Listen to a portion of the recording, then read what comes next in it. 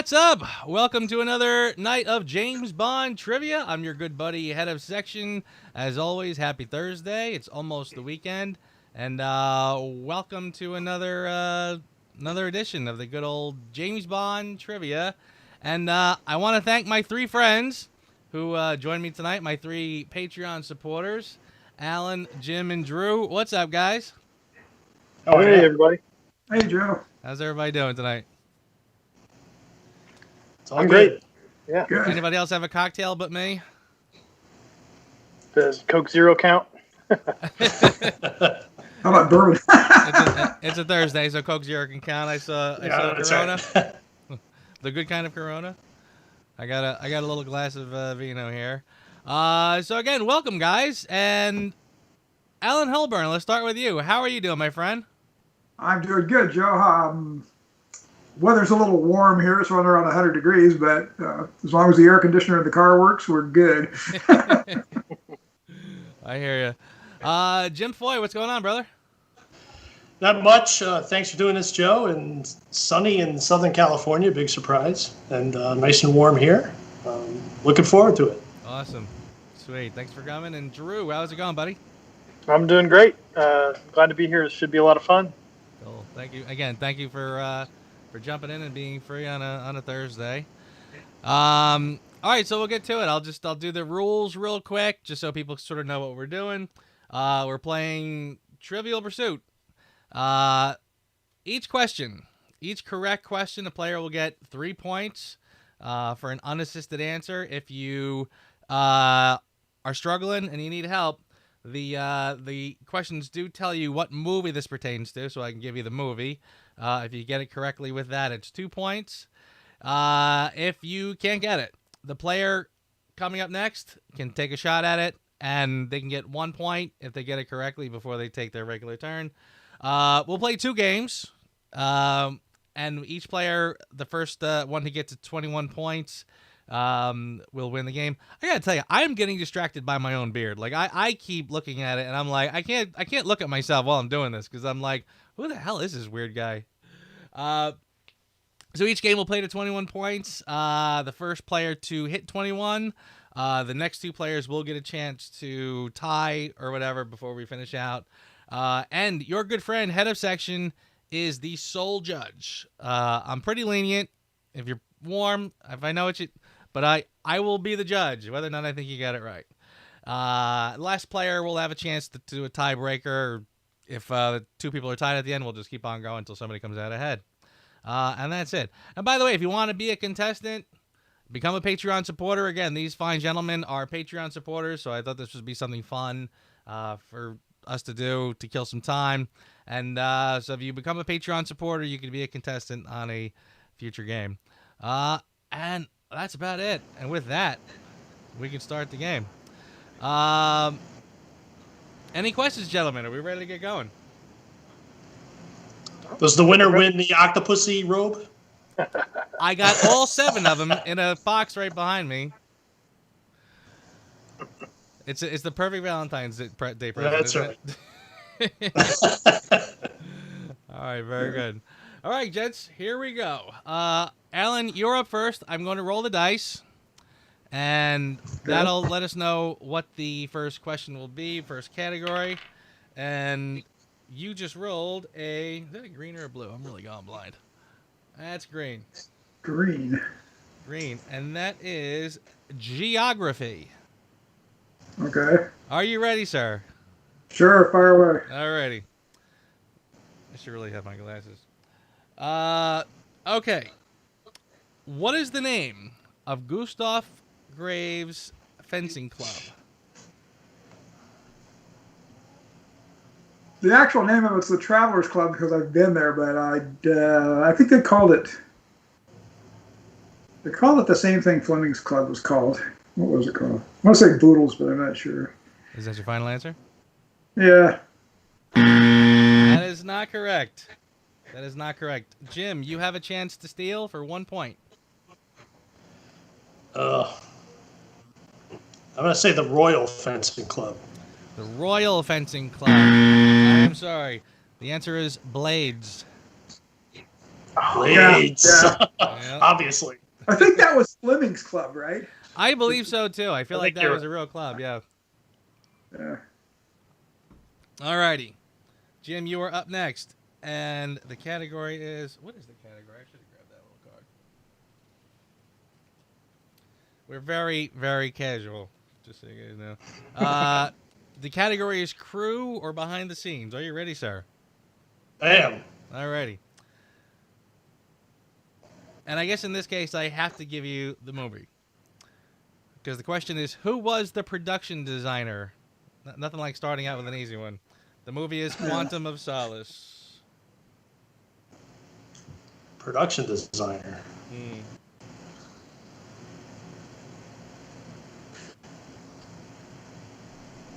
I don't know. Peter Lamont. I'll take a guess. That is not correct. And honestly, I would never have gotten this. Dennis Gassner. Dennis Gassner. Drew, that means you're up next, sir. You ready? All right, let's go. Your category is cast and characters. So you ready? What characters do Lola Larson and Trina Parks play? Bambi and Thumper. That is correct. Bambi and Thumper. All right. Very good. Which puts your score at 3. That was the easy one. No kidding. Yeah. Dennis Gassner. Yeah, that was not an easy one. That one.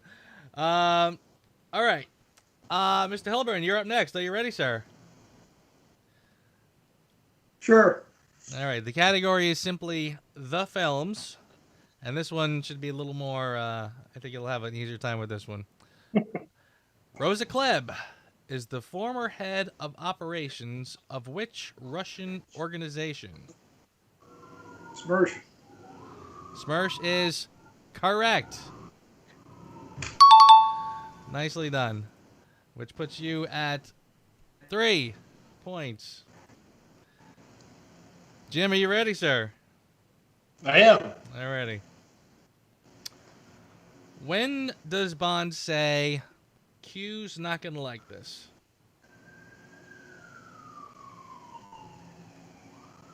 And the world is not enough. What scene?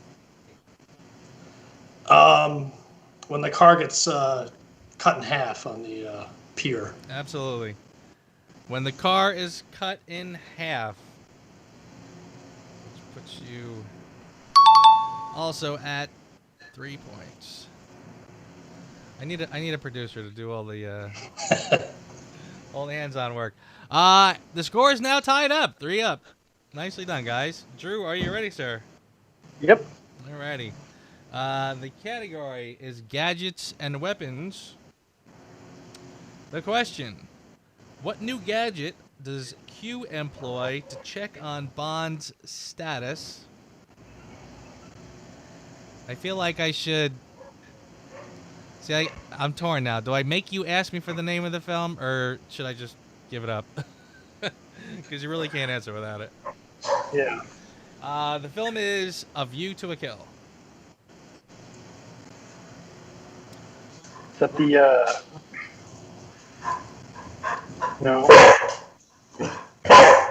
It's my dog. Sorry. I actually don't know that. What new gadget does Q employ to check on Bond's status in A View to a Kill?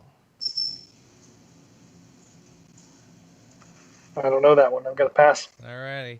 That means, Alan, you have a chance to steal for a point. It's that little robot, isn't it? That throws the towel over the thing when they're in the shower. Yep. It is a remote control robot dog. So there you go. So Alan gets another point there. So Alan's got 4.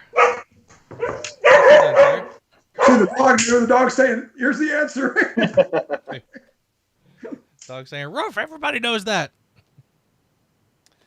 Alrighty, I'm gonna roll the dice once more for Alan's next question. Alan, you rolled yellow. And the category there is vehicles. Are you ready, sir? Yeah, you cut out on the who is it? Oh, it's for you, Alan. Oh, okay. Oh, wait, I'm sorry. Is it Jim? Did I screw that up? No, Alan got the 1 point. Okay. Getting senile in my old age. Okay, so Alan, which vehicle does Bond drive through an alley on 2 wheels? Ford Mustang. That is correct. Nicely done, sir. It is absolutely a Ford Mustang Mach 1. Which On puts 2 you at... wheels with all 4 wheels, really. Yeah, actually, there you go. That's right. It should have been, in which vehicle does Bond enter an alley on 2 wheels? Because technically, well, he he goes exits through the on all alley 4. on 2 wheels too. It's just the other. No, but just the other Right. wheels. Alrighty. All right, Jim. The category is gadgets and weapons. Are you ready, sir? Yep. Alrighty. Bond uses acid from which device to escape through the window from Kamal Khan's palace? His pen. That is correct. The Mont Blanc pen. Nicely done, which puts you at 6. Drew, that means you're up next. Are you ready? All right. You ready? And the category is locations.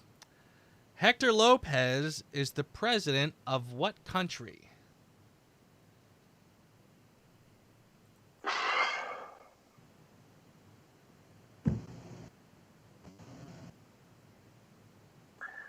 I can't think of it. Ecuador. That would be incorrect. Alan, you can steal it for a point. You know, I should know that one.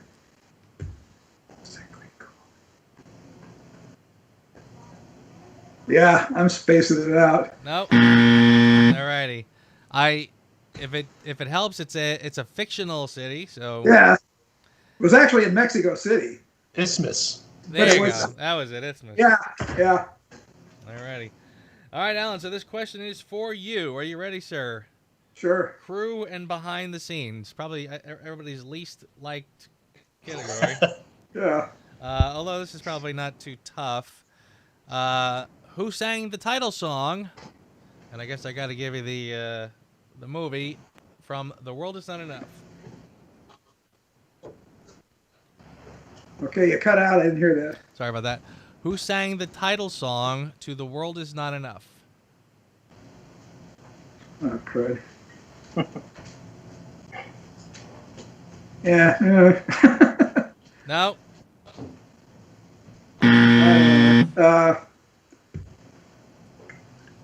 All right, Jim. Can you steal it for 1 point? Garbage. Garbage is correct. Garbage is correct. All right, Jim. So you are next up for you would be cast and characters. Are you ready? Yes. What character does Ursula Andress play? If I get this wrong, you should just kick me out. Oh, Honey Rider. Honey Rider is correct. Nicely done. She also plays Vesper in Spoof. This yes. is true. Absolutely correct. All right, you are at 9 points. Drew, you're up. Are you ready, sir? Let's go. They're ready. And this category is the films. What was the name of Kara's Stradivarius?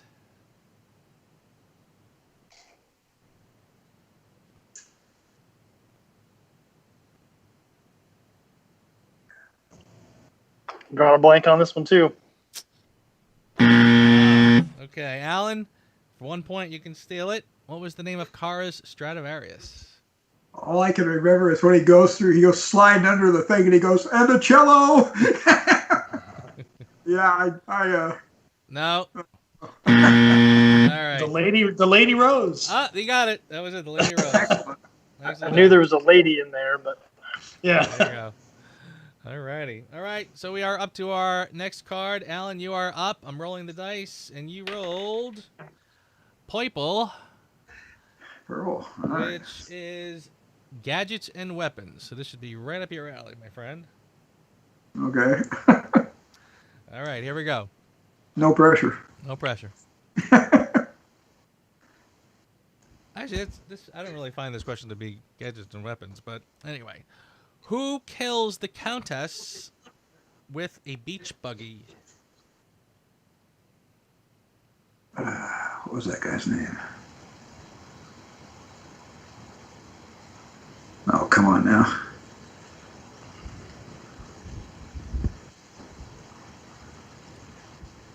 Yeah, I'm spacing out his name. I just think he was running around with that dove pin on all the time.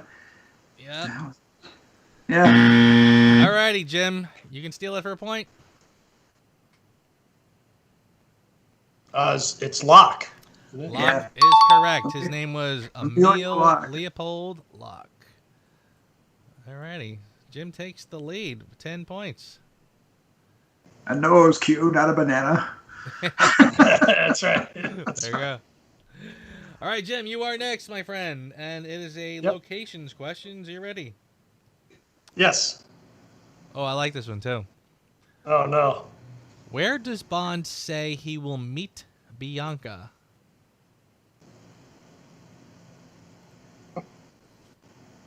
Oh.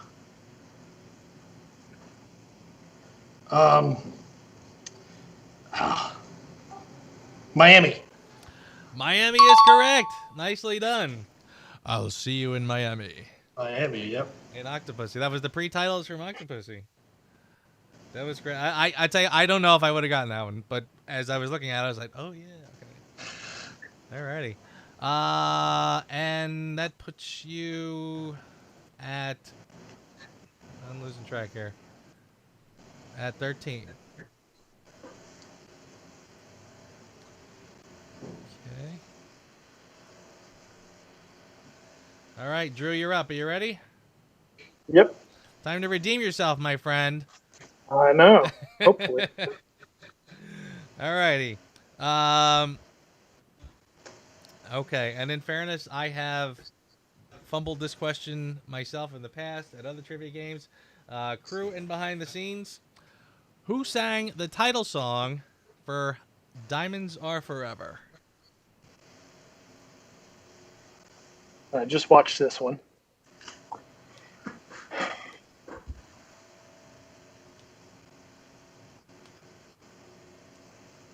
Sing the song in your head. It'll come to you. It's not coming to me. I'm trying. No? Should we all hum it? Nancy Sinatra. No, didn't happen. Didn't happen. Alan, jump No. in and steal that one for a point. Jeez. Yeah, I know. It's like Tina Turner, I know, but the rest of Oh, Sure. Jim, tell him. Shirley Bassey. Shirley Bassey, absolutely. Oh, I should have just get. That's what I was gonna. Yeah, that was the Diamonds other are one. forever, forever. I tell you what, though, we did a trivia night at David Zaritsky, and it was me and dressing like Bond, and we were the last two, and the question was who sang Goldfinger, and I just blanked out. Blank.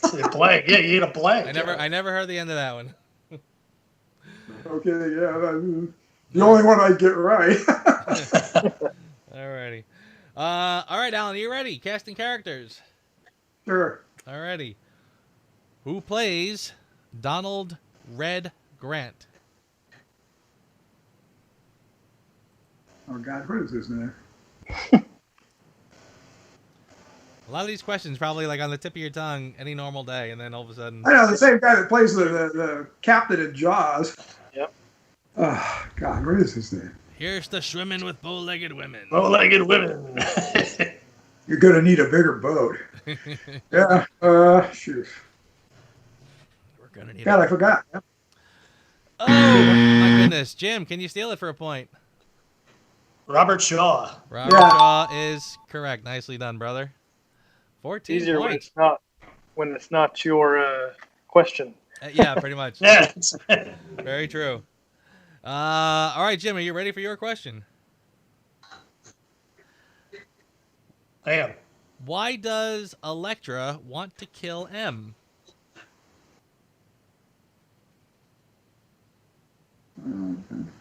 Why does Elektra want to kill M? Because M convinced her father to pay the ransom. And yeah, I guess that's the right answer. or convinced her father not Yeah. to bag it. All right. Nicely done. She also sent someone to kill Renard too. That's probably M sent someone to kill Renard. This is Well, true. that's part of it too. Yeah. It just says for revenge, and then it says in parentheses, M persuaded Elektra's father, Sir Robert King, not to pay the ransom. Yada yada yada. Alrighty. All right, Drew, are you ready, sir? Nope. Now this is interesting. What is, and this is a vehicles question, what is the major difference in the driving configuration of the Aston Martin DB5 in Casino Royale? It's left-hand drive. Left-hand drive, that is absolutely correct. Right. Nicely done. Alrighty. Alan, are you ready, sir? Sure. Alrighty. And I need a new card, which means we're going to roll the dice. And you got green, which is locations. Where is Gustav Graves' Ice Palace?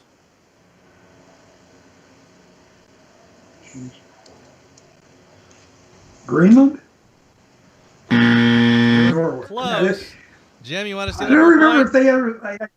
Yeah, I don't know. Say again. I didn't hear you. Can you steal it for a point, Jim? Where is Gustav Graves' Ice Palace? I think Iceland, right? Isn't it? Iceland is correct. Oddly enough. Right. Alrighty, Jim, you're doing pretty damn good there. 18 points. Thank you. We might. This game might be pretty short. All right, are you ready for your question, sir? Yes. Alrighty. I once again, I got to tell you the name of the film, The Living Daylights. Who sang the title song? Uh-huh. Aha is correct. Alrighty. Which means, my friend, you just hit 21 points. And with nobody coming up close, that's it. Sorry. Nicely done, my friend. Well, thank you. Thank you. Yeah, congratulations. Everybody did very, very well. Shall we do another one, fellas? Are you up for one more? Absolutely. I'm up. Absolutely. I'm up for it. Cool. For sure. It's so great watching the I'm watching the chat, people watching and shouting out the answers as we go along. It's like, but it's funny with the little delay. Like I'm seeing, 5 minutes later, I see all the people shouting out the answer from the last one. Alrighty, everybody did pretty damn well. Let me reset the scores, and we will get to it. But Jim Foy he's the winner of our first competition. Nicely done, Jim. Thank you. This guy does not play any games. That poster in the background tells you he's a Well. serious fan. Serious fan, yeah. Alrighty. Alan, you're up first again. I will roll the dice once more. And you got green, which again is locations. Are you ready, sir? Sure. Alrighty. Where is Goldfinger's Stud Farm? Kentucky. Kentucky is correct. Nicely done. On the board with 3 points. Jim, you are next. Are you ready, sir? Yes. Alrighty. Who directed the film The World Is Not Enough? Michael Apted. Nice.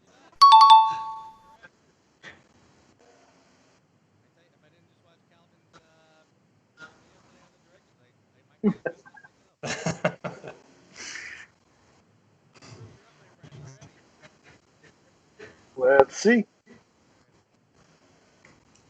once again, I gotta give you the name of the film, Thunderball. Who plays Felix Leiter? Don't know that one. You steal it for a point. What is that guy's name? You know, I should know that one. I think he just passed away. Oh yeah, I know you're chat's going nuts, right? What's that sucker's name? The chat's still yelling Rick Van Nutter, don't worry. Yeah. Oh well.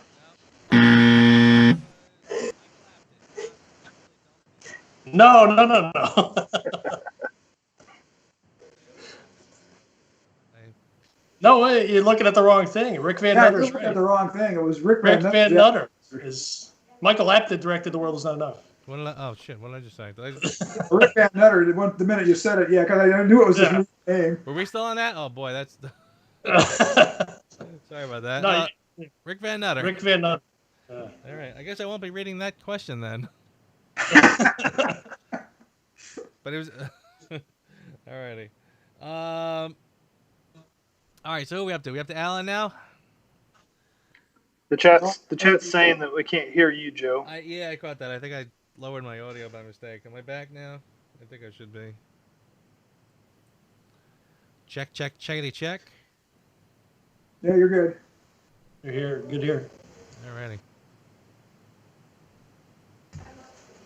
Alrighty, gentlemen. Alan, this is for you. You ready? I just had the one, didn't I? Did I? Okay. Well, I think you were stealing Drew's, or did I mess that up? Yeah, it wasn't. That wasn't me. Oh no, sorry, that was me. The Felix Leiter steal.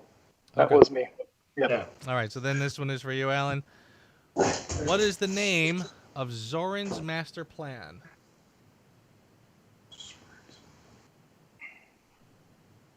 Oh, geez.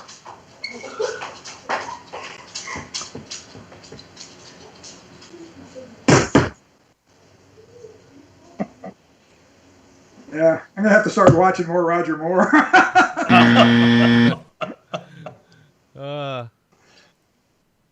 Alrighty. That means Jim, you can steal it. Main Strike. Yeah. Operation Main Strike is correct.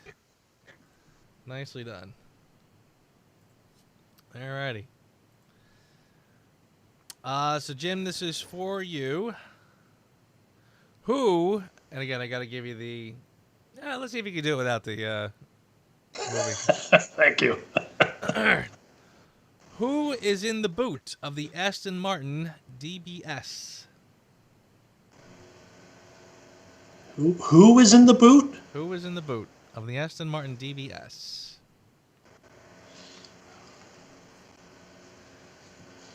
Who's in the boot? What movie? You got to give me the movie. That is Quantum of Solace, and I will not deduct a point for that because it's a little out there. Oh, Mr. White.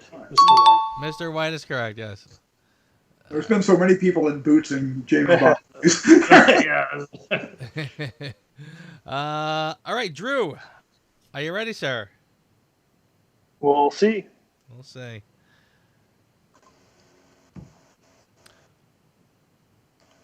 What tune does Bond whistle to activate the stun gas in his key fob?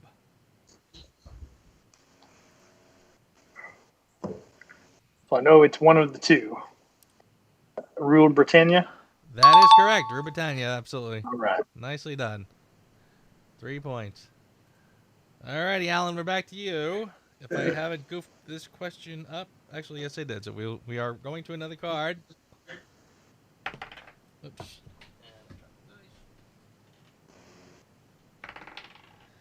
And you got a blue, Okay.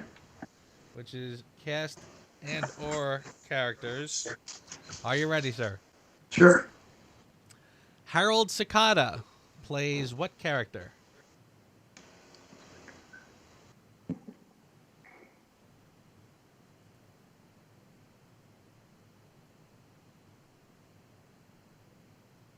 Jeez.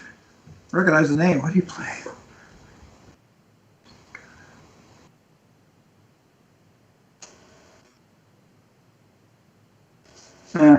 I'm losing it. Jim, tell him. Odd Job. Odd Job is correct. Nicely done. That's one of those. That I should have known. Yeah. All right, Jim, you are up. What grand title does Carver's wife give him? Wait, say that again. I'm sorry. I lost the beginning of that. Sorry about that. What grand title does Carver's wife give him? Grand title.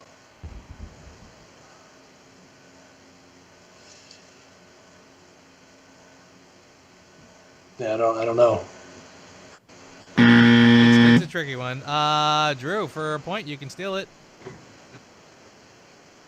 Is it Your Highness? Nope. She says to Bond, he's the Emperor of the Air. Oh. Yeah. Kind of a little obscure one there. But Drew, you are up. This is really tough. What is written on the back of the Q-boat?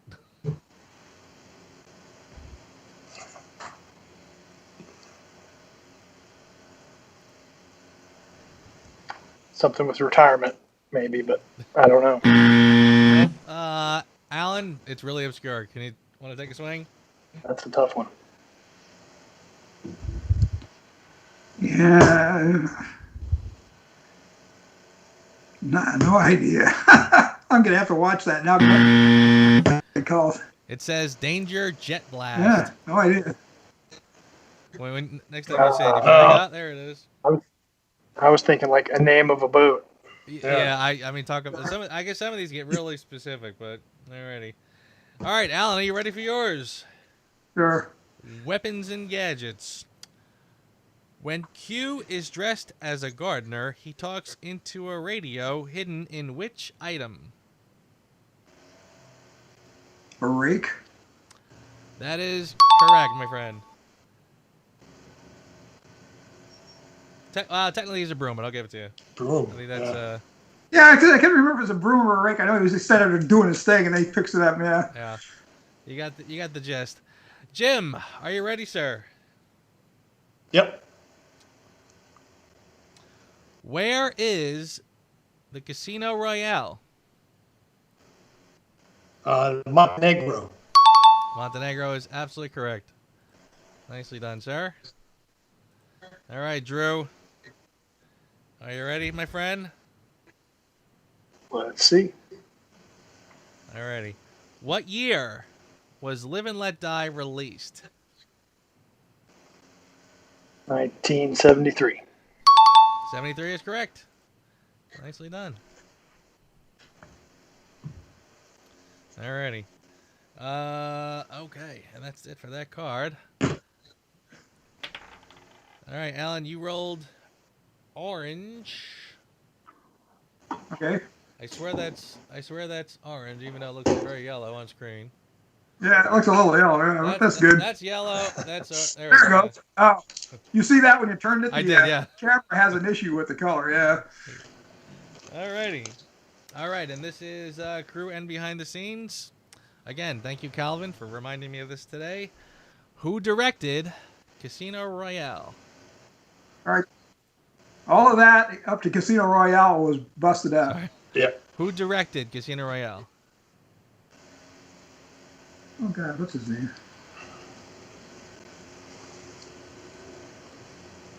Hal? No. I should know because the same guy that did all the ones that were the first movies that were really good. But I can't think of it. Jim, do you know? Is it who directed it? Is that what you said? Yes, Yeah. who directed Casino Royale? Martin Campbell. Yeah. Martin Campbell is correct. Who also directed GoldenEye. All right, Jim, this one is for you. Which character? I'm sorry. The character, Sylvia Trench, appears in which Bond movies? Dr. No and From Russia with Love. That's it. There you go. 19. Oh my goodness. I think I know who the runaway winner tonight's gonna be. No kidding. All right, Drew, come on. Let's show this guy. Let's come up from behind. Watch this. Ready? See if we can. Okay. Jinx throws a knife at Miranda Frost, but it sticks into a book. Which book is it? Is it a Communist Manifesto? It is not, but I like your thinking. I like it, yeah. Alan, for a point, can you steal it? Duh.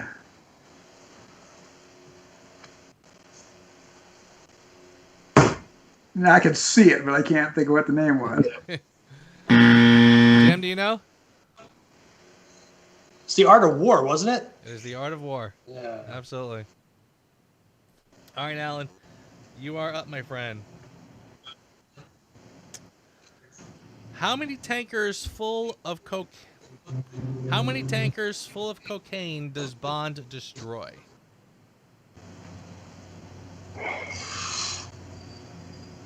Like 3, isn't it? It is not 3. Jim, for a point. Do you want to steal it? I would have said 3 too. I'll go 4. I guess I don't know. 4 is correct.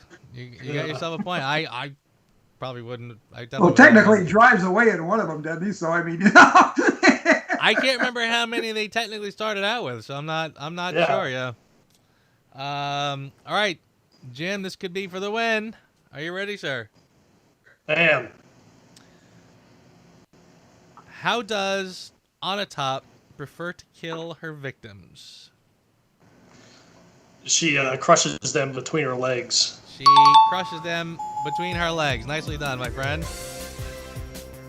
Which takes you to a whopping 23 points. Nicely done, sir. Thank you. That is game number 2. Nice going, guys. Thank you. I think this was wildly unfair. Jim, I I'm think sorry. that poster in the background is very telling. yeah, we need to form Yeah. My misspent youth. That's what it is. Well, I'll tell you what. We actually went through those pretty quickly. We could do game 3 if you want, or else we could just sort of chit chat for a while. You want to do game 3? I'm having fun. That's good. Alrighty. Sounds good to me. I will reset the scores. And we can go again.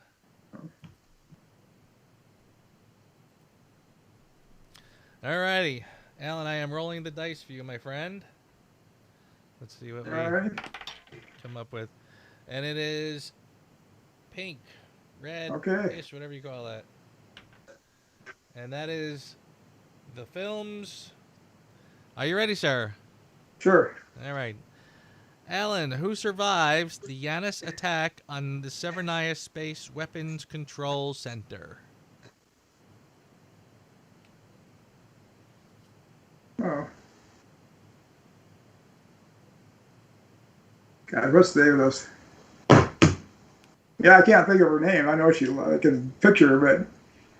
Well, there's actually 2 people. I'll take either one. What's the nerd's name? Yeah. All right, Jim. John, can you read it again? Because you cut out a little bit. I'm sorry. Sorry, but no problem. Who survives the Yanis attack on the Severnaya Space Weapons Control Center? You gotta read it. You gotta read it again. Really? Because you just cut out again. Sorry about that. Who survives the Yanis attack on the Severnaya Space Weapons Control Center? Natalia. Yeah. Natalia is correct. Absolutely. Nicely done. And Boris. Yeah, and Boris. Okay, yeah, the Boris thing. Yeah. Yep. Jeez. Actually, the card says Natalia, but you're absolutely right. It is 2 of them. Well, I guess technically. Yeah. I guess Boris scurried out of Boris there before, right? He had a ride. He had a ride out of there. So. There you go. This is true. Okay. So, Jim, this is your official question. Agents 002, 003, and 007 parachute down from an airplane to where? Gibraltar. Right? Nicely done. Gibraltar is correct. Yep. Living Daylights. Yeah. There you go. Very good. I might have gotten that one. I'm not sure. All right, Drew. This is your game, my friend. Yeah, I feel it. Come on, Feel bro. it this time. This is absolutely the one. What is used to kill Renard? The plutonium rod. The plutonium rod. Absolutely. Nicely done. Alrighty. All right, Alan. This is for you. You ready, my friend? Go ahead. All right. Gustav Graves parachutes down to a press conference in front of which London landmark? Buckingham Palace. Buckingham Palace is absolutely correct. Alrighty. Almost a dead heat. I like this. This is a competitive game. All right, Jim, are you ready? Yes. What year was Quantum of Solace released? Say that again. What year was Quantum of Solace released? Oh. 2008. 2008 is correct. Absolutely. Well done. All right, guys. Do not let him take the lead. We're going to keep up. Okay, Drew, are you ready? Yep. All righty. Okay, and I will probably have to give you the name of the film for this one. Which actor plays James Bond in From Russia with Love?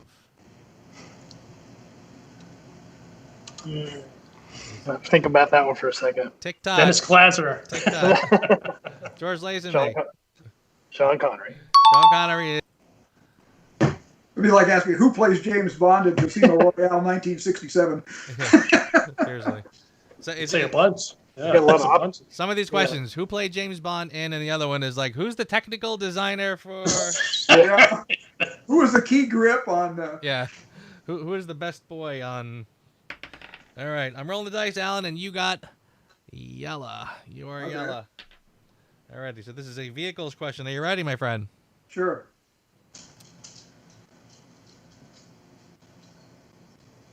I would never get this. So. No. What make and model is Camille's company car?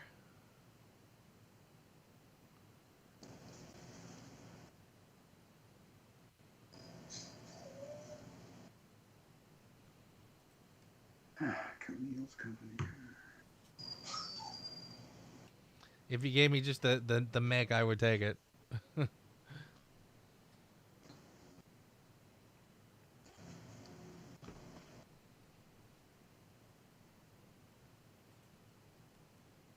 Nope. Yeah. All right. Jim, any idea? No, I have no idea. It's a Ford KA. I never would have gotten that. Yeah. This is random as they get. Okay, are you ready, sir? Yes. Jim, name one of the 3 gadgets Bond touches in Q's workshop in Die Another Day.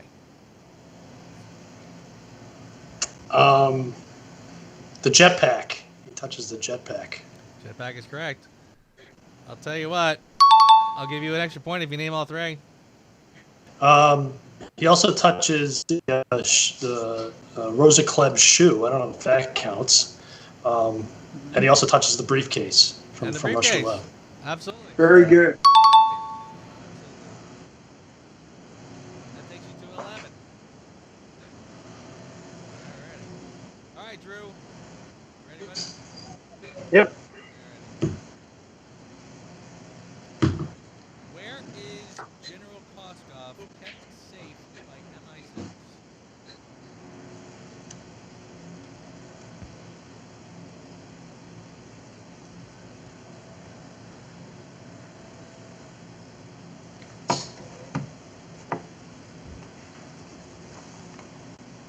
Don't know that one. No. Alan, any idea? So it's a safe house, but you want the location of the safe house, right? Yeah, there's a name of the safe house. Yeah.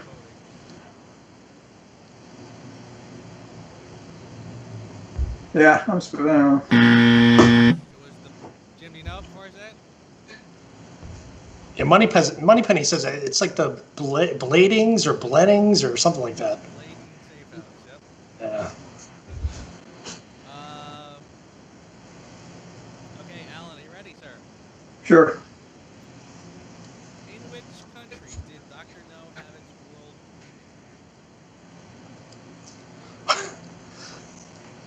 premiere?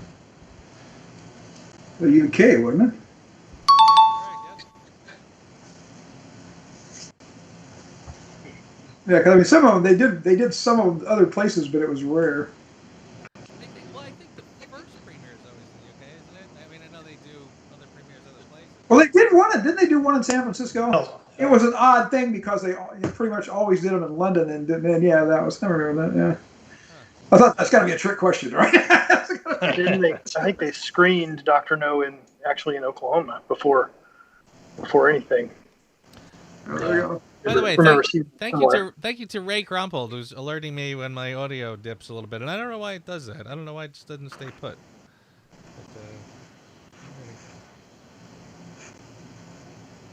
But, all right, which means it is Jim. This is your question, right? Yep. Okay. Who plays Dicko Henderson?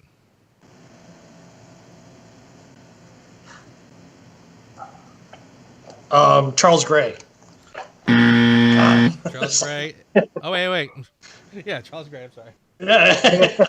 Very good. Okay. All right. Somebody told me that the buzzer is loud, so I'll lower the buzzer a little bit.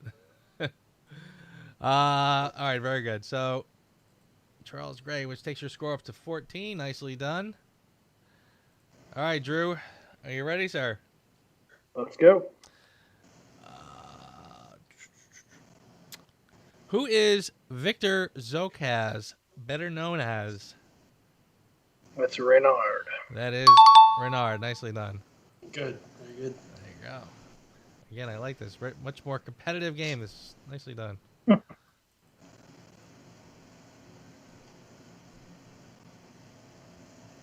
All right, Alan, are you ready, sir? Sure.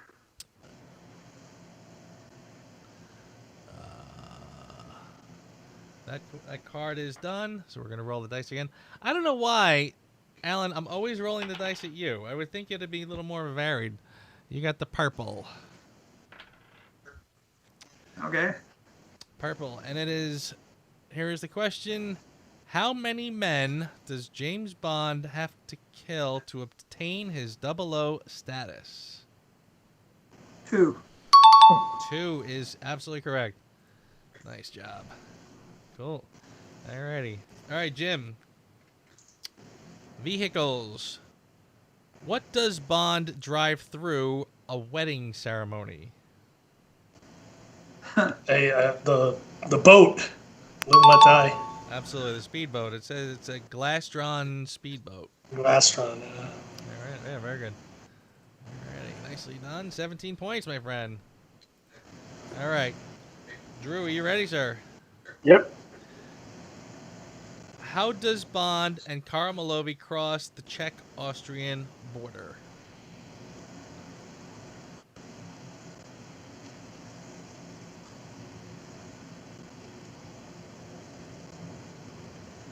How does Bond and Karmalovi cross the Czechoslovakian Austrian border?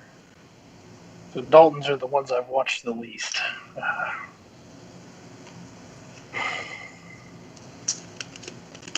We have nothing to declare. Yeah. But oh, in the cello. Yeah. And the cello case. I shouldn't give hints, but I couldn't remember Yeah. that one. I'm thinking like in a car or a train or something. Alrighty, nicely done.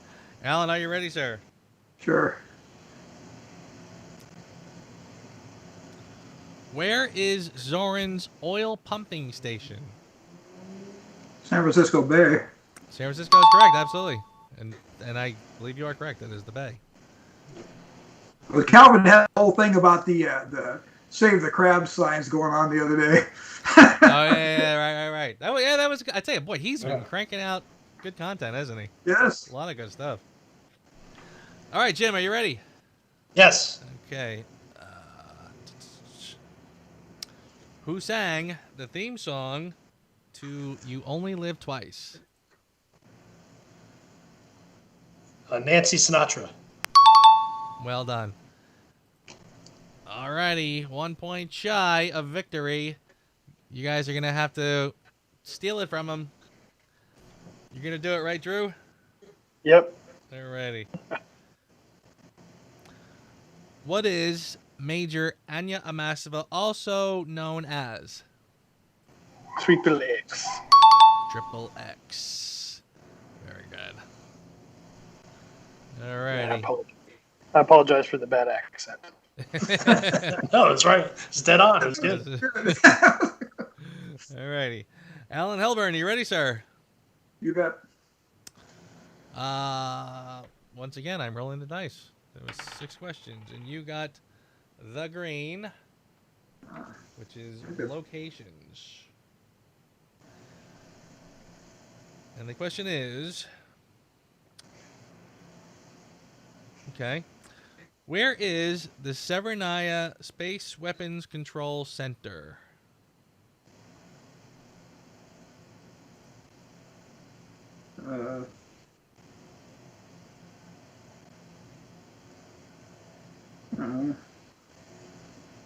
Aside from being, oh crap, what's the name of that?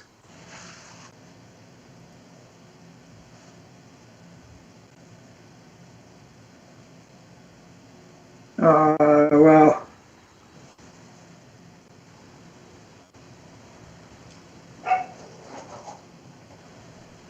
No. yeah. Well, other than Russia, it was I can't think of the name of the stupid place. Jim, you can steal it for a point.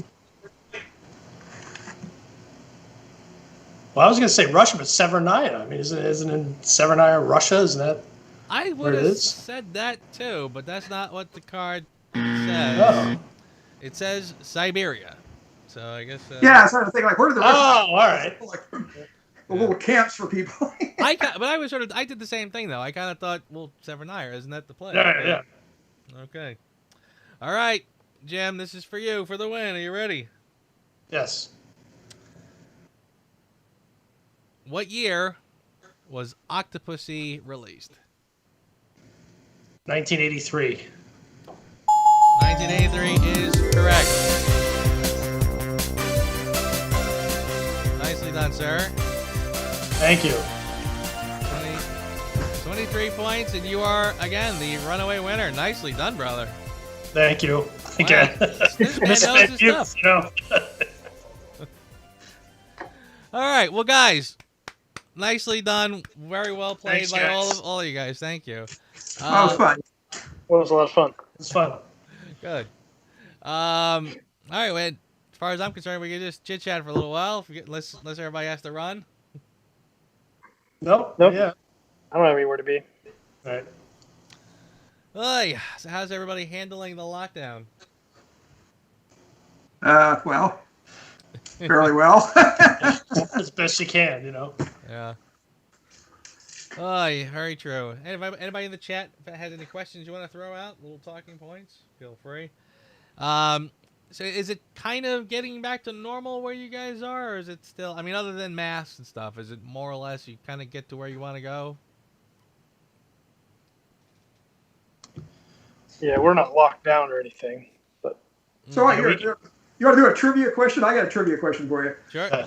There's a gun that's used in a Bond movie that Sean Connery uses 40 years later in a different movie, and it's the exact same gun, same serial number. Which one was it? Ooh.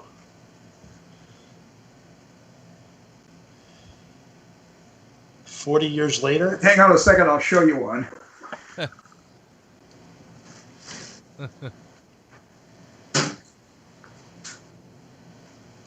Oh, yeah. Any thoughts? I'll give it the movie. It's League of Extraordinary Gentlemen. And the secret is when they hand him this particular gun, there's a little tag on the thing saying, "Remember me." Is it that long starter's gun that they used in the posters, but he never actually used in the films. Is it- Say it again, Joe. You broke up. Is it that really long starter's gun that he has like in the posters, but you never actually see it in the movies? That's actually a BB gun. BB gun. Yeah. Anybody? That would have been my guess. What's the Bond movie he used it in? For Russia with Love. It's not the sniper rifle, is it? No. Well, he doesn't use a Walther at the camp, right? At the gypsy camp. It's something else, right? It's after that. It's after that. And it's not. It's not a Walther. No. And the big rifle. I kind of now I'm trying to remember, but the scene with the helicopter, is that same sniper rifle from earlier? I'm gonna guess it's not that. Well, that's the sniper gun, I think. He uses there again. Yeah. Is it a Beretta? No. Something unusual.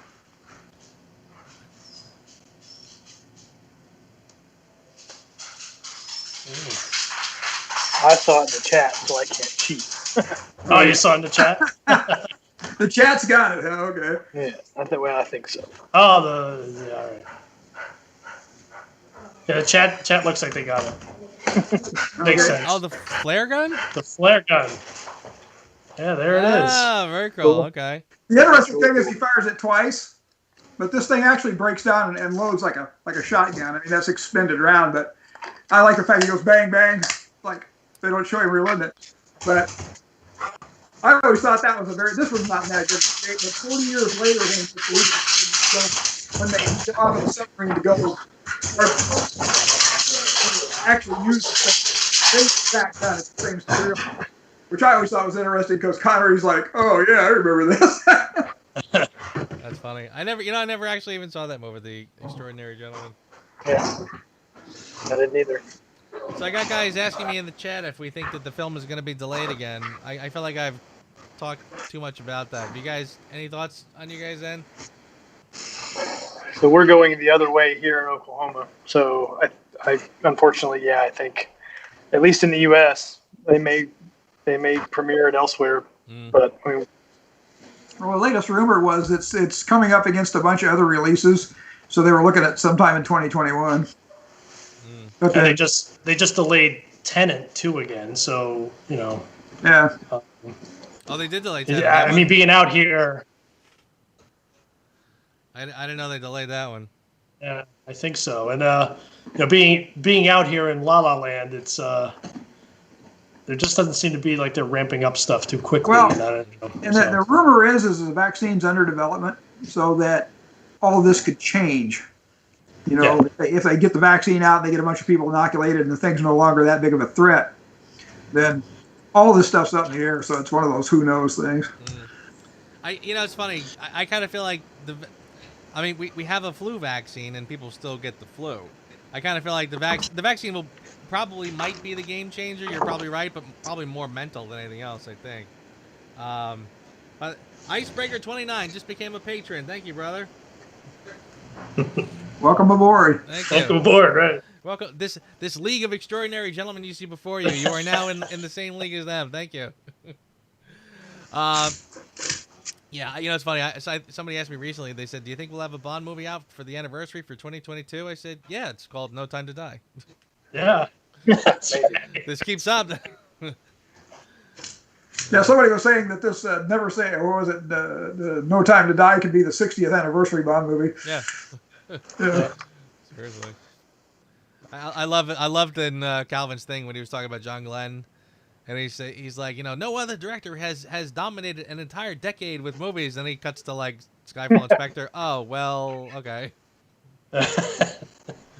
Well, yeah, it's like Craig's been Bond longer than anybody else, but done fewer movies than Roger Moore did. Right, if you're only doing a movie every half a decade. Yeah. I mean, I saw Spectre. I was in Amsterdam when it came out over there a week before it came out here, and it seems like that's been a lifetime ago. Yeah. Oh, totally. I mean, Half a decade, yeah. yeah, he's the longest running James Bond, but he's done less than Roger, less than Sean. I mean, well, I mean, I guess less than Sean, regardless, yeah. So, I mean, I'm kind of shocked that he nudged out Brosnan, but like Brosnan, you probably thought could have gone forever playing James Bond, but Well, I think that if Brosnan says he wasn't old enough, but I think if he'd have got it younger. The problem with this is if you're only doing one every 5 years, by the time the guy does his fourth movie, it's 20 years later, Yeah, right. And so it's keeping these guys looking like they're like somewhere in the ballpark for the right age is getting difficult. I mean, it's funny. We always talk about Skyfall, and it's like it's only his third movie, and they're already talking about how he's over the hill. It's like, well, I mean, he's only doing a movie every. Well, but I think the secret to Skyfall is you look at the first two. If you're going to do a timeline on this thing, they predate everything you've seen. He's just becoming a 00, and then they jump to the present really with Skyfall, so it could be 20 years later.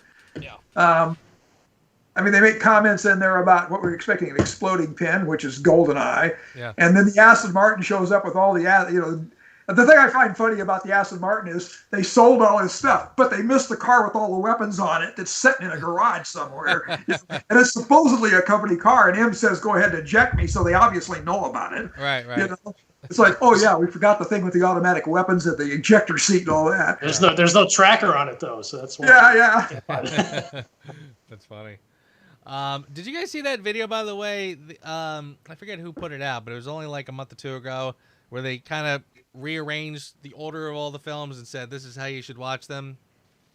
No, I didn't see that. Yeah. It was clever. It was again, not something to be taken too seriously. It's more just kind of a thought experiment. But basically they pitched the idea, if you rearrange the films, they kind of work a little bit better. If you started with Casino Royale, where he becomes Bond, it was like Casino, Quantum. Then you kind of got into like some of the, I'm trying to remember, like it was Dr. No next, yeah. Yeah, like the early Connerys or whatever. Yeah, and then, I'd be curious to where they plugged in Spectre. Yeah, and well, they basically hit Skyfall and Spectre later, because now Skyfall again, you're over the hill, etc. So it makes sense later. Well, yeah, but Dr. No says I'm with Spectre, and Hector, then here it is 20 years. I'm like, well, Spectre, what's that? Right. Yeah, and then they kind of ended out with like Octopussy and A View to a Kill, because he's older, like legit older. I thought it was actually kind of clever. Again, like I said, I wouldn't, not something you would swear by, but clever. Yeah, you just kind of have to enjoy them for what they are, and maybe take a little bit of continuity in there. But well, yeah, because I mean, like Blofeld sees Bond, and then Bond, right. I'm wearing a kilt, so you don't know who I am. Yeah. So I'm currently watching through all of them with my wife and my parents, and we got to Majesties, and they didn't even notice that Bond should already know who he is. So just ignore it, right? Just ignore it and keep going. Well, it's like some of that's kind of fun. It's like watching Thunderball and watching when they're sitting in the helicopter on the water, and the Felix Leiter character has on long pants, and he has on short pants, and he has on long pants, And Broccoli would say, well, if you see those things, you're not watching or you're not paying attention to the story. I said, yeah, but if you've seen it 100 times, just start to notice that stuff. Yeah. But when they made those, people weren't seeing them 100 times. They were right. There's no home video and that kind of stuff. Yeah. So. Right. Yeah. No. Yeah, they probably had no idea that 50 years later, Yeah. They could get away with a lot more back then. You went to the theater, you saw it one time, it was a blur. You went home, you said, "Oh, it was great." In Dr. No, the Sunbeam was actually a rental. And I mean, they didn't give it to him. They had to rent it. It was that low of a budget of a film. I mean, what were they saying? I forget which one of the Craig movies it was, but was it Spectre? The cost of that was everything from Dr. No through the last of the Pierce Brosnan movies is how much that thing cost. That covered that much time period. I mean, Dr. No was made for hardly anything. It's $1 million. $1 million, right? $1 million. That volcano costs $1 million. Yeah. Well, if you're, I mean, Aston Martin's at $250,000. If you knock off 4 of those things, there goes $1 million. Mm. Yeah, very true. It's kind. It's my. Honestly. Lost Drew.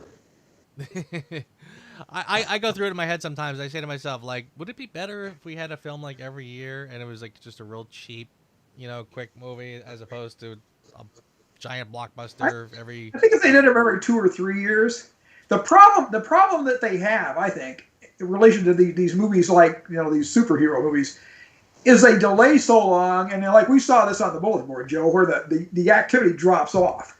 I mean, everybody's all excited about this stuff, and then it's like, okay, it's been like 4 years. If they do them like at least 3 years apart, the interest would stay up. People don't start forget about the character basically. Yeah, right. And it's interesting, right? It's odd.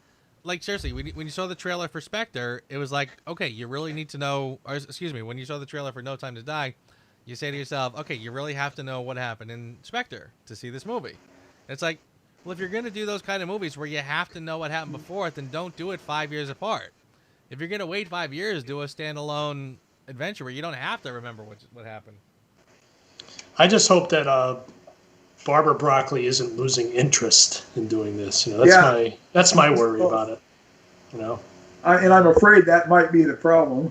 Yeah.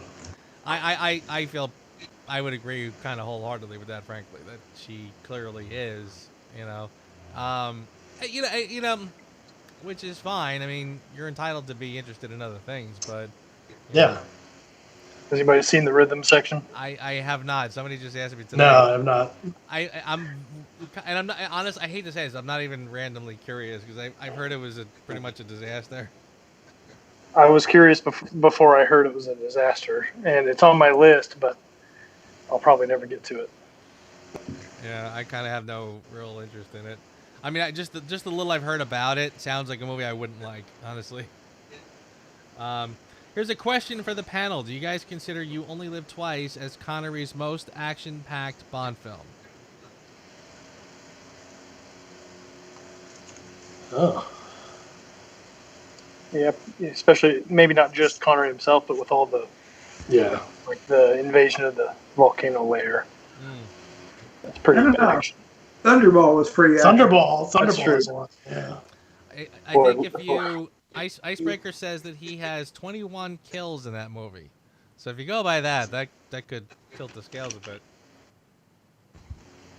Yeah, Thunderball. That's a lot of underwater scenes, though. Yeah, they had a slow action. Who was it? I can't think of it right now. Who provided? The people that provided the diving equipment. The guy that was supposed to go down there was supposed to be there for like 2 weeks and wound up being there for the whole thing. Because it was just, I mean, that movie at the time was just really expensive movie, and there was hardly anybody that ever spent that much time underwater, because anytime you start doing a movie in the water, it gets way more expensive.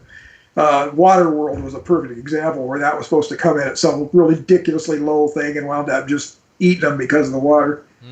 Voight provided most of the stuff for that, and they started calling him Charlie Voight because of all the yeah. And you can't, I mean, that's not a sound set. You don't have control of what's going on around you. No. The sharks swimming through there and everything in that movie is, they're harpooning sharks on the way by and stuff, so they get too close. And Thunderball.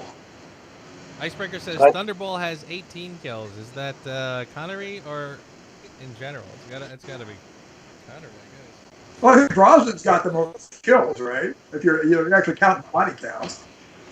Yeah, I think Brosnan. In fact, Jason just said Bond has the most kills. Brosnan has the most kills overall, which I don't doubt at all, because Brosnan was like the first one to kind of grab a machine gun and just start spraying it around. He was like quintessential action hero guy.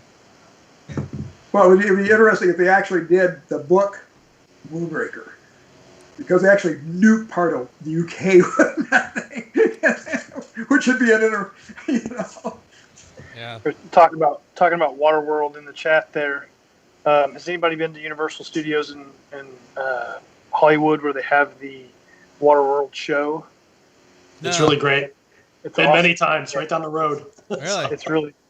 I'd love to Yeah. see Universal get access to Bond and then do like a Bond live show like that. Kind of updated a little bit. Waterworld is almost 30 years ago, at least 20, something like that. So it would just be cool to see. That catamaran from that movie was setting in San Diego for a while, and I couldn't quite get to it because it was a private dock. But yeah, it didn't have all the goodies on it though. But Waterworld could have been a really interesting movie. I mean, I had a boat where he fires that thing up in the air and poof, that thing comes out. It's like a spinnaker. I'm like, yeah, I want one of those. And my spouse is like, no. Somebody just asked me recently now, and I can't remember now who or where, but somebody asked me, like, do you think that Bond could be turned into like an attraction like that, like a Universal attraction? And I don't know. I mean, I could easily see I've never been there, but I think it's in Cincinnati. Friends of mine have told me about like this kind of speakeasy sort of a bar where you have to go in and give like a password, and then like the thing will rotate and you get in, and it's like this sort of spy genre. Back in the 60s, there was a restaurant that tried that, and basically you go into this place and you could sit at your table and you had like listening devices and other tables you could listen in on. I don't think it lasted long, but back about the time of Thunderball, this stuff was all just going ballistic. I mean, you had Mattel came out with all those Zero-M toys, and then all these other spy movies kind of predate out of there. But yeah, there was a lot of stuff going on then. And if you're talking about like something like a restaurant or something, yeah, I can see it. But on a like where there's a ride, I mean, where they put you in like an Aston Martin and you slide down the side of a hill. I mean, you can do the Timothy Dalton spook thing and then in the snow, but Bond doesn't really lend himself to the classic kind of ride that you look at for the Harry Potter stuff and all that, because it's just a different format. You can jump out of an airplane. Yeah, it can have you do that. I mean, yeah, it's funny. Like I could easily, like, if like money was no object, somebody said like organize like a Bond like adventure.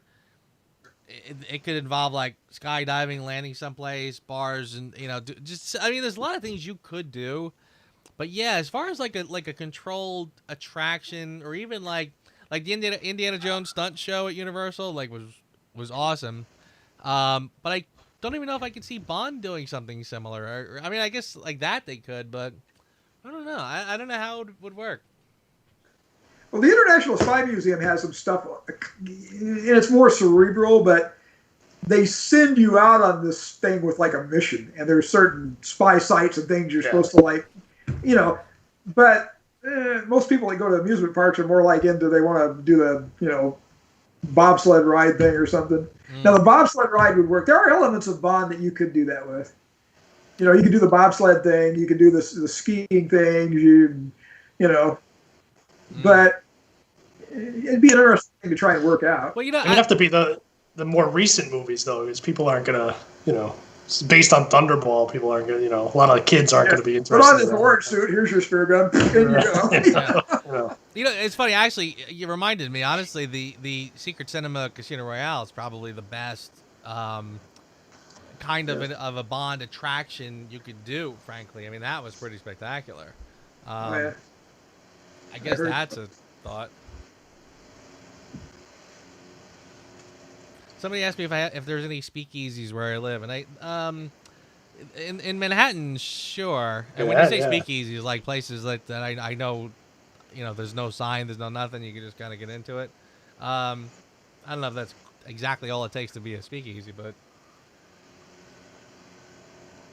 wasn't there some historical stuff like that in New York where there actually used to be speakeasies, and they've got these secret places where the booze was hidden and all kinds of stuff? I think so. There's a couple places in LA like that too. So yeah.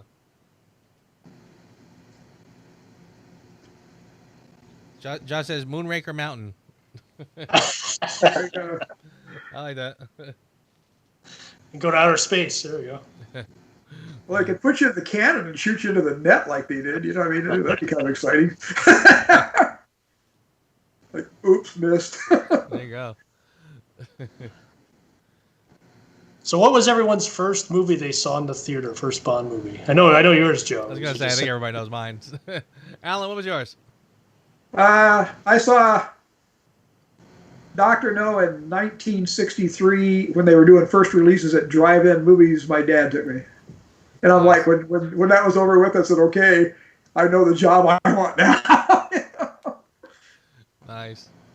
How about you, Jim? It was for me. It was Go ahead, Drew.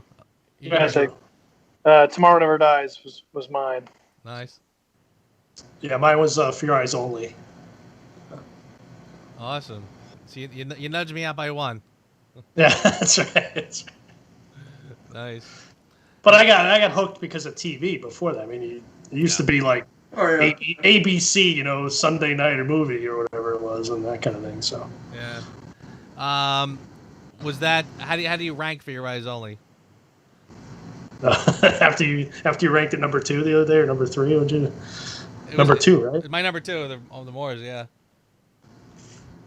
I would rank it number 2 as well, but my first Roger Moore one would be Spy Who Loved Me. Okay. But Octopussy's number 3. I really like Octopussy as well. So. Nice. I was basically curious, to see if nostalgia was going to be part of it. Yeah, I was like, I always thought it was a pretty awesome movie. I mean, it's the nostalgia being your favorite kind of, it plays out for me too.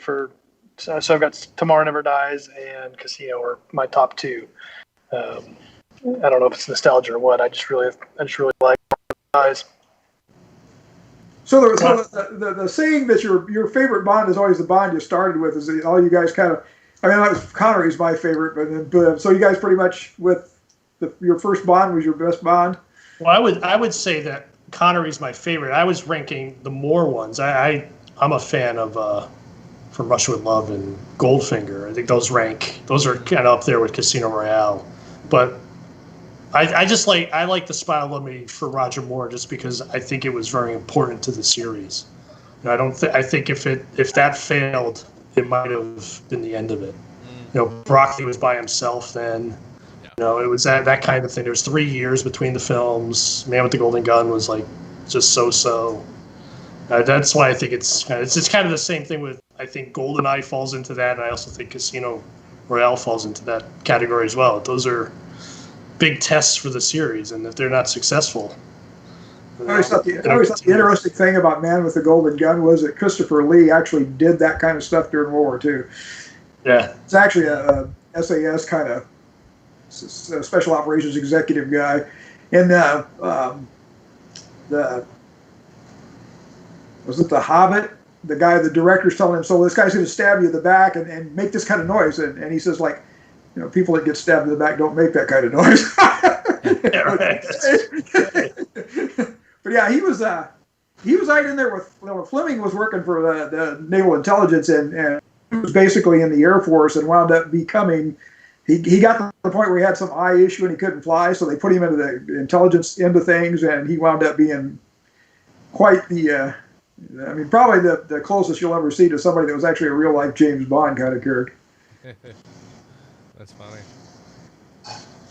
Icebreaker asked me when the Spectre review is going to come out. We shot it. I have to edit it, so pretty soon. Probably not next week, but probably the week after that.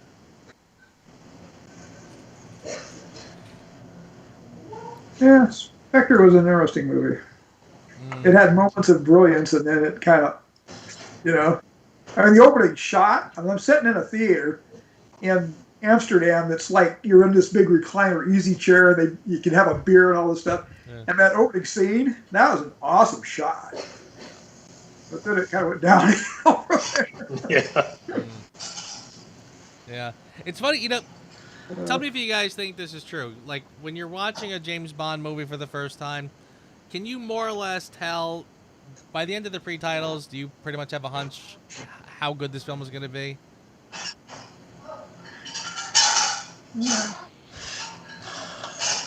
I don't know. I Die Another Day, for all its problems, I didn't mind the opening as much, but then it went quickly downhill from there for me. I thought, at least the beginning was pretty good.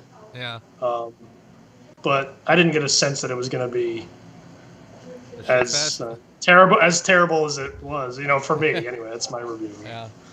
Yeah, because I mean, the start of Goldfinger with the drowned seagull on top of his head that he caught, it's like, seriously. But then, so I don't think they really. They can maybe precursor it. Brosnan had a great intro. Yeah, I don't know. I wouldn't say that's actually I like Joe's theory about the best one was always the first one. That's actually probably 90% accurate in a way. What do you think, Drew? Well, I'm thinking really the only ones I've seen as an adult would be starting at Casino, and I don't remember just being blown away by the pre-titles on that one, or at least not being. Well, yeah, that's kind of a yeah. So I don't know, but yeah, in Quantum, it's pretty indicative, I think. Yeah, we this is kind of a random story, but Alan has been with me at there's a hotel in Washington D.C. and there's a company that puts together a James Bond themed New Year's party every year, and they do a pretty damn good job. And at one point, I was friendly with a guy who was friendly with them, and I had edited together a couple DVDs for them so that they could play in the different rooms. Like basically they had they basically took up the entire hotel with multiple conference rooms and bar areas and there's a pool area, etc. So there was like an ice room, there was a casino, there was the main room, etc., a Mediterranean room or a Caribbean room, whatever it was called. So I basically would put together these kind of montage DVDs so they could play them. I took all the ski scenes, all the snow scenes they played in the ice room, and in the main room, I basically took all of or not all of them, but I took some of like the pre-title sequences into the actual titles and just let that sort of play. And at the time, I was like, well, I don't want to not do Casino, but the pre-titles really isn't a traditional pre-titles. So I basically reworked it, where I did sort of like a gun barrel. I think I grabbed the gun barrel from either Spectre or Quantum at the time, I forget, or Skyfall or Quantum, and then blew it up into the free-running scene and basically called that my pre-titles. And then from there, I went into the titles. And it works pretty nicely when you do it that way. Well, I was watching something on these kind of things the other day, and they were talking about like the Indiana Jones, the first one, how you introduce these characters and you don't actually see the character. And then Brosnan's was interesting because he's upside down in the toilet when you first see the guy. Yeah. But it worked. Yeah. I'm kind of like you, Joe. I sometimes like when the pre-title is just kind of its own little short. Sometimes like Octopussy. There's a little thing. Yeah. For your eyes only, just a little, Goldfinger, a little, it's a little short movie. Yeah. Yep. Yeah, I really wish they would do that more often because it kind of it's almost like a missed opportunity, frankly, because you have an opportunity to do like this 5-minute Bond movie that has nothing like you're a director, you've been called in to make a James Bond movie, fair enough, but you also have let's say the story, the script is kind of not what you want, you can just make your own 5-minute 10-minute short, and that's your Bond movie in the beginning. So yeah, I mean it's kind of why not, Yeah.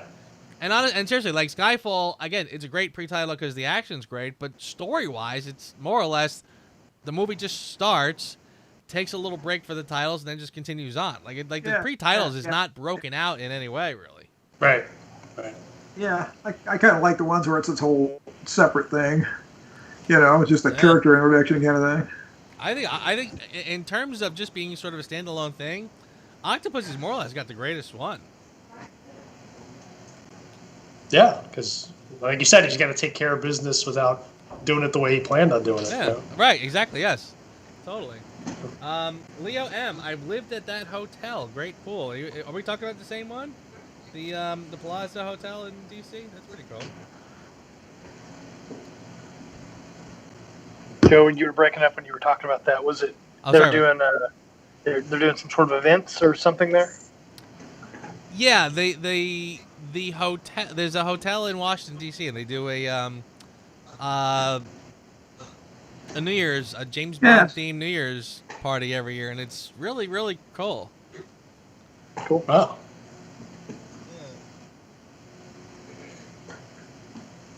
Yeah, because I mean that ice room, they had the 007 thing with like water running through. Or was it water or was it the booze? It's actually the booze, right? You put your glass yeah, down. they had run these down. ice sculptures, and like one was in the shape of the 007 logo. Yeah, and they would run like shots of vodka, and they would like pour it into a martini glass for you. It was really pretty cool. Yeah, that was pretty cool. Yeah. And they do it every year. Yeah. What's it called? A spy? Right, they can't call it a James Bond anything, but it's like the spy gala. Yeah, something like that. DC Yeah. spy. In fact, I actually got. In fact, actually, right in the bulletin board in front of me. This was probably the last time I went, and again, this was with Alan. International Spy Gala, New Year's Eve, Washington D.C. Yeah, I mean it's pretty slick. I mean it's pretty wild. Yeah, spydc.com if you're ever kind of interested. All right, I'm gonna write it down. It's and again, it's in DC. And they moved the International Spy Museum, but it was right there, close to that. So we got to go to that too, which was amazing. Yeah. Yeah, it's pretty. It was. Yeah, it was right. It's a great way to. I mean, right. We went like at least like 2 days early and just kind of chilled out in DC for a long weekend basically. Yeah. And yeah, we went to the Spy Museum. In fact, the time that we went, Gerald, what's Jerry's last name again? Guy who does incredible Bond paintings, and he does them. He focuses more on the books, so he'll do these like wild, really cool paintings that are kind of like I'm trying to think who I would compare him to. But he'll take he'll kind of set up like let's say this is Bond's desk and all the stuff out of his pockets, his wallet, his some booze or whatever, some trinkets. Well, he takes like elements from the book. Yeah. And he combines all these elements into this painting. And you're sitting there looking at that and going like, I know all this stuff. Right, like he sets up a still life basically, and you can sort of piece together like, oh, this is from that part, etc. Yeah, so it's pretty slick. But anyway, at the Spy Museum, he was like basically donating or giving one of his paintings and stuff. So there was like this little ceremony going on, and they still had the villains thing exhibit still there. So yeah, it's pretty great weekend, frankly. Very Bondish. Gerald Wadsworth, thank you, Billy. I convinced my wife to travel there 3,000 miles to go to DC. Yeah, I'd say honestly, well, depending on how the rest of the year goes, I could easily see especially if the film gets postponed. If the film gets postponed and we are all, and see, here's my worry, is that right around the time things really lighten up, they will have already pushed the film forward. So we're all going to be sitting here kind of like, oh, this is all done, and we could have gone easily, but they already postponed it. Again, no fault, just is what it is. But if something like that happened, I could easily see myself doing the DC party. Yeah. Yeah, Billy Robertson said Gerald Wadsworth is the artist's name. He's really very nice guy too, by the way. Super nice guy.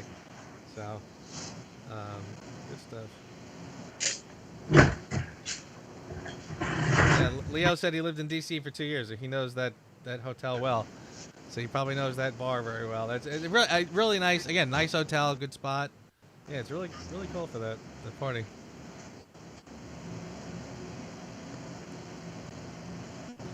All right, gentlemen. It's about 9:30. Anybody getting tired? Should we wrap it up?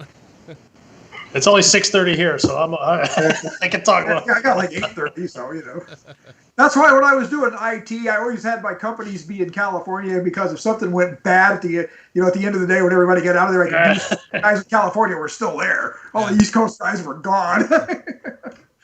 Yeah. My wife is a clinical research manager for cancer studies all over the world. And sometimes she's got to connect with people early in the morning in China or wherever. It's just amazing. The world is really small sometimes. It's just Yeah. 20 years ago, that wasn't happening. Isn't that funny? Yeah. Yeah. It is. I mean, it's a pretty exciting feeling to legit know that you've got friends like literally all over the world at this point. You know, Yeah. like so many of the good Bond friends that I've made that I've connected through Bond, like good guys that like very good friends with. They're all over the place. It's great. Drew, where are you again? Tulsa, Oklahoma. Okay. What time is it by you? I hate to sound stupid, but It's 8:30. Yeah. okay, you are all right. Yeah, I had a couple people in the UK this afternoon say, "Why are these things always so damn late?" And I'll get to you guys. I swear to God, I'll do. We got people. We have people everywhere, so we'll change up the times depending on. So. And Billy's in the UK, and he stayed up. Thank you. 2:30 in the morning. Yeah. Thank you. Yeah. Dedication. He gets the dedication award. Ollie says I'm looking like the Bond Beach Boys. Okay, I think even the Beach Boys probably did this better than me, but. You got that kind of a Brosnan scorpion venom thing going on there. Right, that's right. It's really, I tell you honestly, like it's doing this thing, and I can see myself because we're doing a Skype call, and I'm just like, I'm oddly distracted by this. Like it's so weird for me to see it. Yeah, what was it? The thing on what was it? This last Mission Impossible movie where he had the mustache, Henry Cavill. Yeah. And they wanted to come back and do some Superman stuff, and he was like, "Yeah, but I can't shave the mustache," and they had to CGI out the mustache. Yeah. What? Yeah. Joe, what's the oldest Bond book you got back there? What's the oldest one on your shelf? Do you know? I mean, by Fleming. Oh, like the oldest print. Yeah. I don't know. I mean, I've got. I guess it would probably be one of these.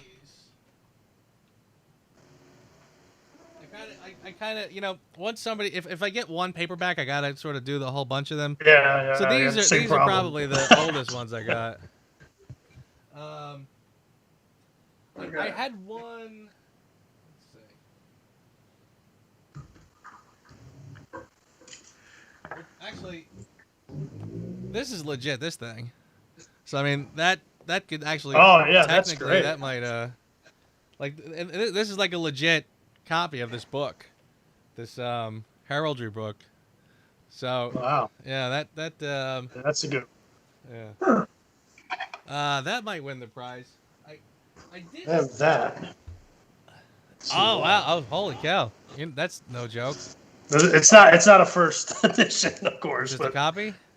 Just yeah, it's like the 4th edition or something. Yeah. I just love the cover though. I got the same thing. I got this one, but I know this is not legit. See, my oldest Bond book is right Hey, now. there you go. That's petition to come out, and I'm hoping I live long enough. Nicely done, my friend. Thank you. Oh my God! Look what I just found. Wow. I opened this book up, and I found my tickets to Casino Royale 2006. Oh, there you go. That's great. Oh my God! That's I have this one. This one, George Lazenby signed. Oh yeah, nice. They had a screening out here, and he came to it. And I brought this with me, and I gave it to my wife. I said, big smile, go up to him and ask him if he'll sign it. And he was very happy to do it for her. So for her, yeah. George is, George, he's still George. George will do something, yeah. You should have seen him. I swear to God. I mean, I did the Honor Majesty's trip, so I had like a pretty extensive amount of time with him. But before that, when the Spy Museum was closing, and he went and did like a presentation, he was like a speaker because they were shutting it down. And that night, because I'm friendly with Anders, who is his representation, we all went out to dinner that night. And I mean, he literally, like, it was big table with a bunch of us dudes who went to this thing, who were the big Bond nerds. He couldn't have been more bored But one or two tables over, a table full of really pretty girls, he's like, later, nerds. He was over there like a shot, and he was macking, and he's just shy of 80 years old. But Yeah. he went after it like he was a young buck. Well, the first time I met him, we still lived back east, and we were at a convention in New Jersey, and it's probably, God, 15 years ago, and we were walking into the room in the hotel, where they have these kind of conventions, and there was like a bouncer outside the room who would check everyone's kind of wristband as they're going in. Well, there's this guy walks in front of us who doesn't have a wristband, and the guard like reaches out and grabs him and says, "You can't go in there with without a wristband." And I'm behind the guy, and once the guy started talking, I knew it was George Lazenby. I didn't get a good look at him in front. He just kind of pulled his arm away from the guy. It was like, stop bothering me, bullshit, and he just kept walking in, and I was like, "There's George right there." We just followed him right to his table. He was just, he's ready to get in a rumble with this guy right there. If you watch his movie on becoming Bond, and you say him like, "Yeah, that was a male model, so they weren't really sure, so they sent me a girl," and it was like, I think I put that to rest. And then he said like, "Oh yeah, they wanted to know if I could fight, so I just punched this guy." He says, "Yeah, Saturday night in Australia, we were punching somebody about every night." So it was like. I think it would have been interesting to see him like develop in the Bond character thing, because I mean, yeah, he was kind of learning the craft, but I think it would have been real interesting to see him do like 3 or 4 of them and just see how he developed in it. I think that could have been a real interesting thing. I agree with that. He easily could have done.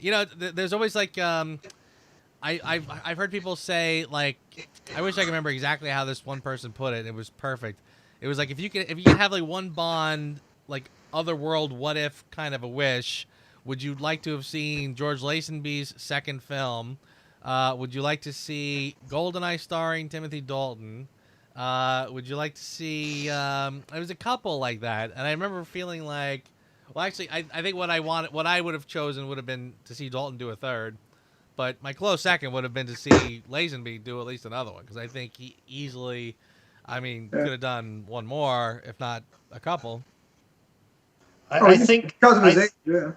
I think that, listen, things work out the way they work out. I think that we at least I do. I love Honor Man's Secret Service because it was his only one.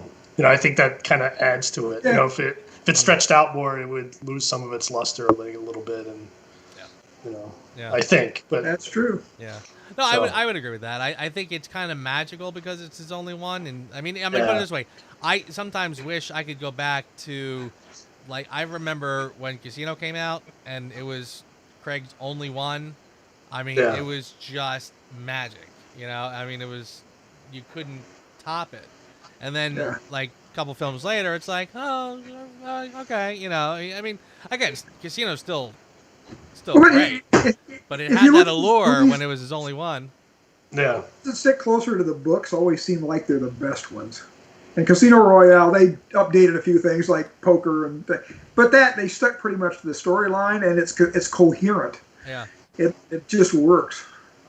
I got a question for you. If you guys could erase your memory and not have seen any Bond films, would you go back, or would you do it and go back and watch them all? Oh. Yeah. And we're excluding Casino Royale 1967, right? So I've asked that some other fandoms that I'm in, but there's only a couple movies in that group. So the concern there is always, what if you don't like it the second time around? But I can't imagine getting through Bond and again and not liking it. But well, there would have to be a reason. I think we're all fans because of something that happened. Like we went to see a movie or we read a book, or that would have to trigger it again for us. We might see them, but it wouldn't be the same kind of feeling and fandom about it. Right. And I don't think there's like a Bond movie that's like I really want to erase. Moonraker's a little over the top, more than a little over the top, but it still has some interesting points in it. It's not like something you go to and you're like, boy, that was a waste of money. But they've all been good to some point. But Drew, you're talking about erasing it so you can see it fresh for the first time again. Right? Exactly. Yeah. See, I probably would easily say Casino, because I literally, I mean, I remember, honest to God, seeing that. I went to the theater 6 times to see that. And I remember each time just walking out, like, I mean, Scott and I, like, Scott still lived, near where I live at that point. So we would just every so often, let's go see Casino again. And we'd go watch it and we'd go out afterwards. And I remember just walking like I was like 6 inches taller. Like, Yeah. I mean, honest, I was just so full of piss and vinegar walking out of that movie. So yeah, I mean, and honestly, and I was already a hardcore Bond fan, but that was just like that just took it just way over the top. Yeah. That was Yeah, it reignited it for me for sure. I remember, so I went. I don't remember how many times I saw it in theaters, but I remembered I got a bootleg copy of it and kept trying to take it over to friends' houses and watch it, and like nobody was interested in it. I'm like, why don't you guys want to watch this movie? Yeah. well, and coming on the heels of Die Another Day. I mean, it was like, Right. oh, no more bad CGI. Great. But it was also a risk. I mean, that's another thing. I mean, that movie was a risk. I mean, face it, people didn't like Daniel Craig. A lot of people didn't like that Daniel Craig was cast. But Alan, I know you're talking about it. Like I had that same vibe coming out of Casino Royale. It was like, oh my God, I'll never have to sit through a bad James Bond movie ever again. They nailed it. They know how to do it now. They Just wait. Yeah. it's like the formula for Coke. Don't change a thing. You got it. Just. It's kind of like the Star Trek movies. It's the odd-numbered ones that are really odd, and the even-numbered ones were pretty good. Yeah.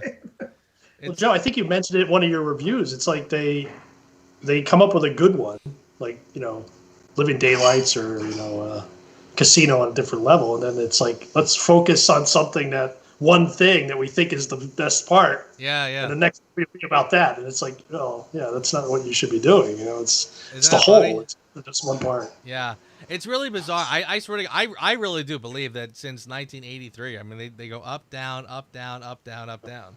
I mean, again, not even drastically necessarily, but very sort of visibly, like I mean, Casino, Quantum, Skyfall, Spectre. I mean, but it goes back. And Living Daylights, License to Kill, The Brosnan, same way. Not terrible, but just you can see that, like, yeah, they kind of get.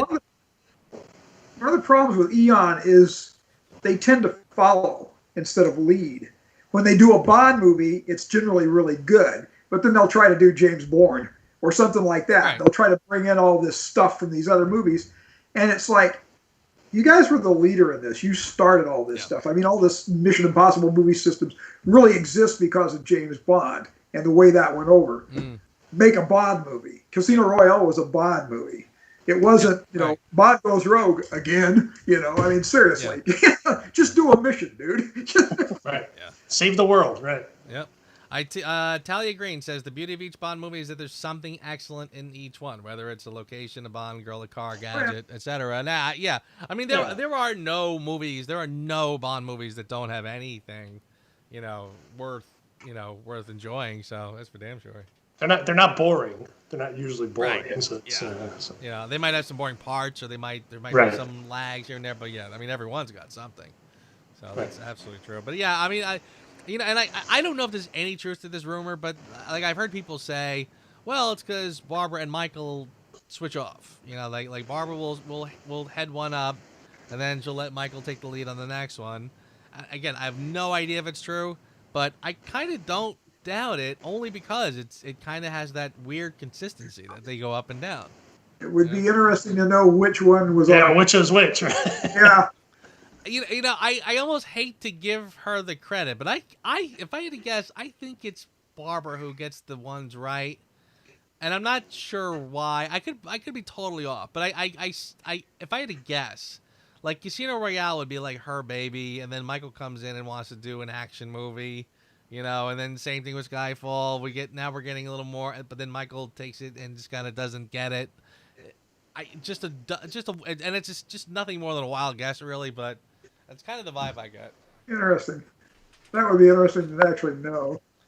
And I kind of I don't know. I kind of feel like, but then again, you hear about stuff like what was the movie we were just talking about earlier that she did like last year?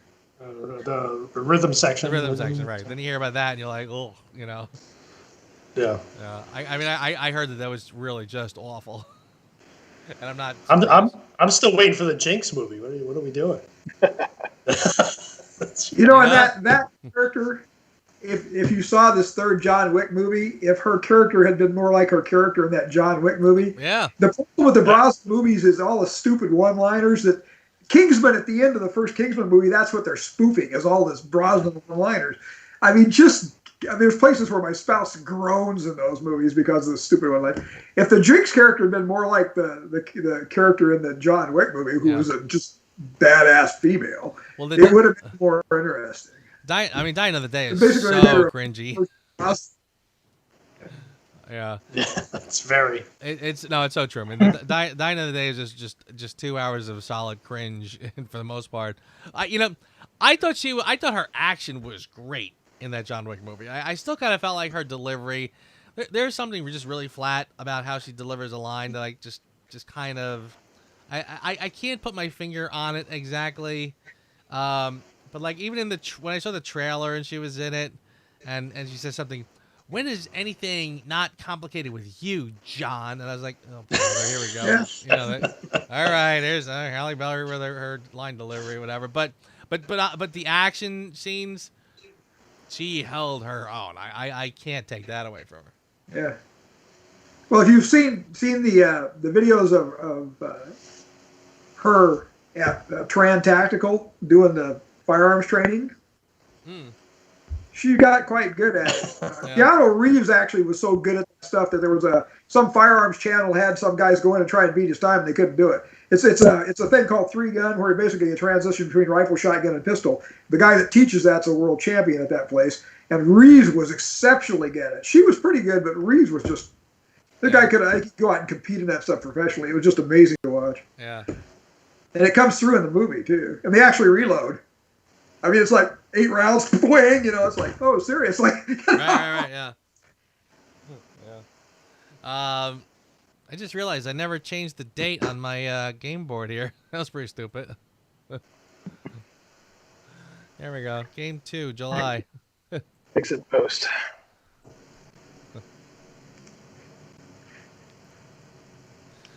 Hey. So what's everybody's weekend looking like? Cutting the grass, doing stuff outside. Yeah. Exciting stuff.